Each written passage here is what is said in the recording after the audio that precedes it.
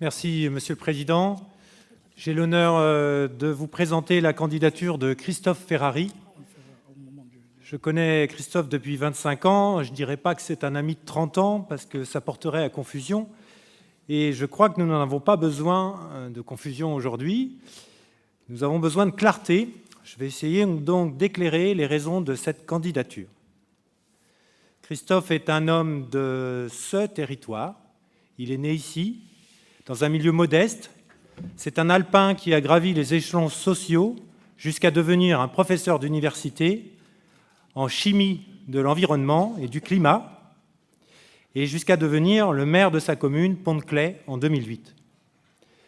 Il possède donc le savoir sur le changement climatique et pratique l'action politique pour mener la nécessaire transition écologique, pour lutter aussi contre les inégalités sociales. En 2014, il a choisi de servir la majorité métropolitaine en acceptant la charge de président de la métropole, président de tous, en dialogue avec toutes les communes et leurs maires, animateur du collectif majoritaire, qui était un attelage à 4 chevaux. Acteur de l'accélération métropolitaine, conciliateur dans les transferts, facilitateur dans la construction des documents métropolitains de référence, il a été l'homme de la situation. Elle est là, la force de Christophe Ferrari, une présidence d'animation, de discussion et de respect, de portage collectif de projets, de poursuite de l'intégration métropolitaine. C'est aussi sa faiblesse, car nous sommes habitués à l'omniprésence du chef, aux oukases divines, en pensant que c'est là la meilleure gouvernance. Il accepte d'être au service du projet politique de la majorité que nous avons formé ces 6 dernières années. Il veut redonner aux maires et aux communes toute leur place pour servir les habitants au mieux avec de la proximité. Nous avons ici la candidature d'un homme expérimenté pour construire et conduire notre projet politique. Car si, au fond, notre majorité métropolitaine s'entend sur les principes d'une gauche humaniste et écologique, nous avons tous été élus avec des programmes plus ou moins différents. Programmes municipaux, bien sûr, mais surtout programmes métropolitains plus ou moins différents. Notre mandat et notre légitimité dans cette assemblée métropolitaine vient de cette élection municipale. Il nous reste donc à construire le patchwork métropolitain et l'expérience de conciliateur de Christophe nous sera très utile. Il part dans ce mandat avec une seule certitude, celle de nous servir.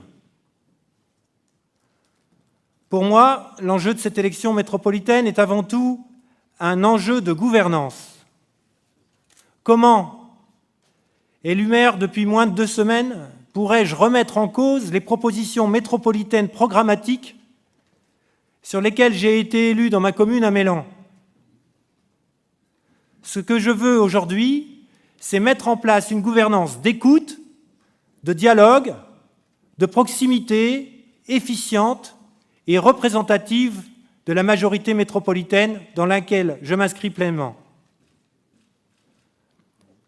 Comme vous l'avez lu dans la profession de foi de Christophe, il est prêt à reprendre les fonctionnements qui ont posé problème, à remédier aux défauts que l'urgence de l'intégration des compétences métropolitaines ont engendrés, à redonner toute sa place aux élus dans le pilotage des services, à amplifier le rôle de la conférence des maires, à prendre le temps de construire son équipe et son projet, à organiser un meilleur contrôle de l'ensemble des satellites métropolitains. Nous savons tous que l'intégration métropolitaine n'est pas finie.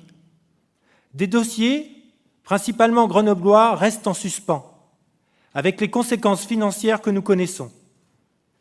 Christophe, par le passé, a su trouver le chemin du dialogue pour préserver les intérêts métropolitains dans les négociations avec les communes, y compris avec la ville-centre, la plus puissante, mais aussi la plus en contact avec la métropole.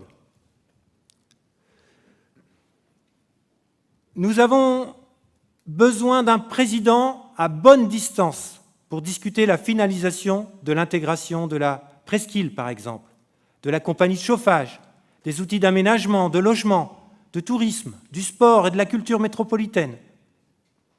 Je le crois capable de le faire. Nous tous, issus de la majorité du dernier mandat, nous sommes fiers du travail accompli sous sa présidence. Cette fierté doit-elle être aujourd'hui une source de division et donc de réduction de notre capacité à agir? Je vous invite à vous réunir derrière cette candidature. C'est l'assurance de la continuité des projets en cours, c'est l'assurance d'être dans une démarche de dialogue avec un homme qui conçoit son rôle comme celui d'un animateur, c'est l'assurance de construire ensemble la feuille de route du mandat qui vient, avec tous, de manière ouverte et claire. Pour finir, je voudrais placer la candidature de Christophe Ferrari sous l'auspice d'Antonio Gramsci, membre fondateur du Parti communiste italien, mort emprisonné dans les geôles de Mussolini.